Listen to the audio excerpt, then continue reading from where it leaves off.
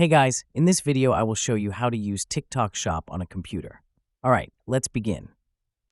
First, open your preferred web browser on your computer. Then go to the TikTok Shop website. You can either search for TikTok Shop on Google or type the direct URL shop.tiktok.com.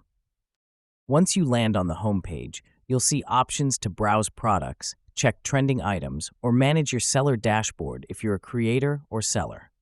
To start shopping or managing your account, you'll need to log in. Use your TikTok credentials to sign in. You can choose to log in via QR code, email, phone number, or linked social media accounts, depending on your setup. After logging in, you'll have full access to the TikTok Shop experience.